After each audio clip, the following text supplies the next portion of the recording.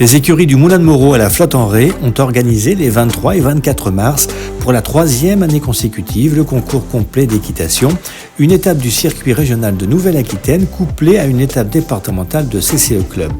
Près de 250 compétiteurs adultes et enfants étaient attendus. Ce concours complet d'équitation mêle 3 épreuves, le dressage, le concours de saut d'obstacles appelé CSO et le cross.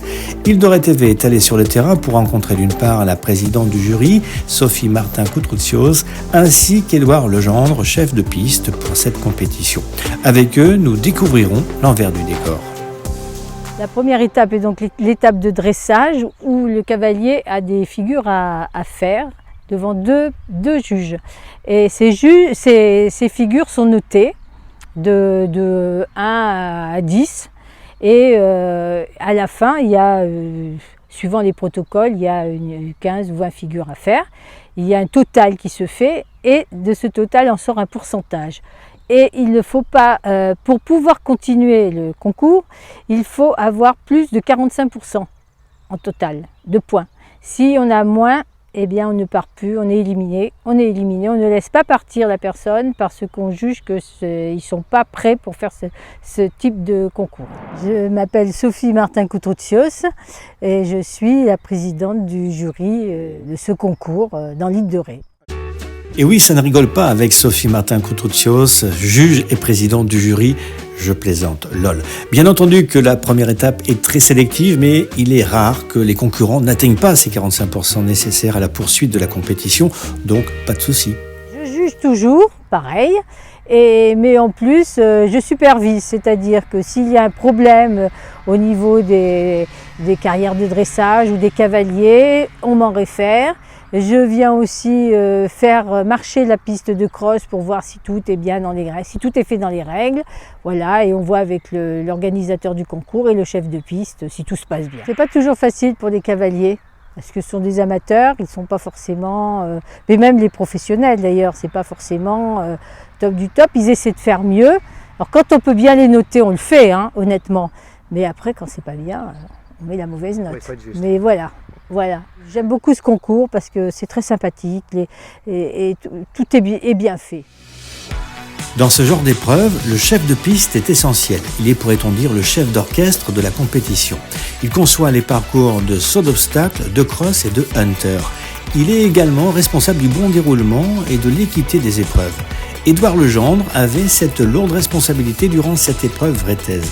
Il nous apporte quelques éclairages sur la préparation des circuits. On est sur la première partie vraiment où il y a toutes les combinaisons de toutes les épreuves, après plus d'une minute de galop. Et on essaye de disposer le mieux possible, le plus aéré, et on commence à poser les premières difficultés au couple chevaux-cavaliers.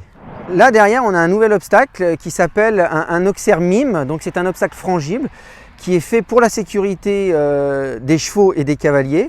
C'est-à-dire que si le cheval vient taper dans l'obstacle, on a un système de petits taquets qui claquent, en fait, qui cassent, et ce qui permet de faire basculer le tronc et ainsi de ne pas provoquer de chute ni du cheval ni du cavalier. Ça a été créé au niveau international au départ par des Anglais, voilà. Et maintenant c'est monnaie courante de retrouver ce genre d'obstacle et c'est même essentiel, voire presque obligatoire.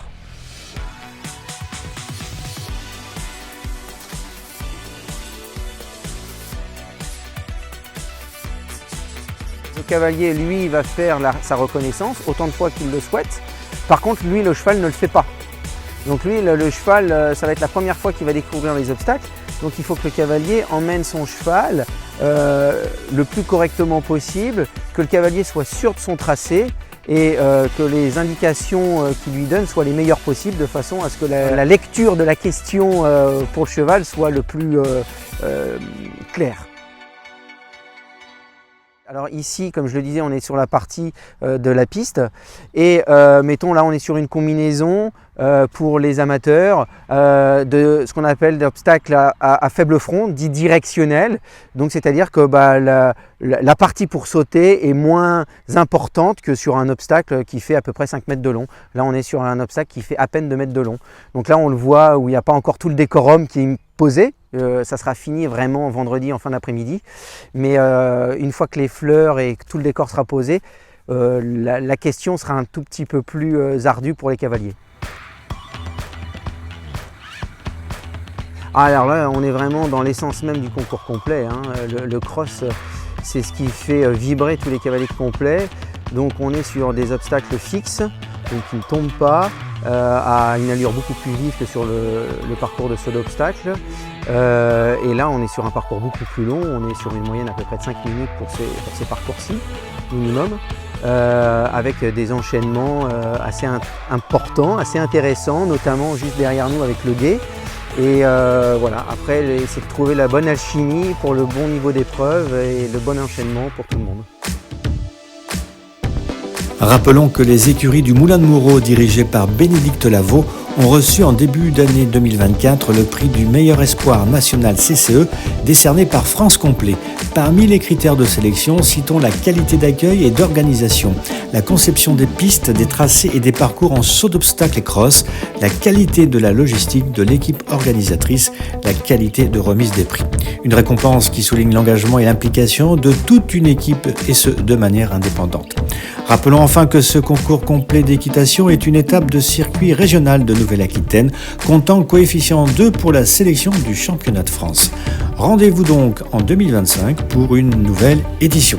Ce reportage a été réalisé par Stéphane Nadous pour Île de Ré TV.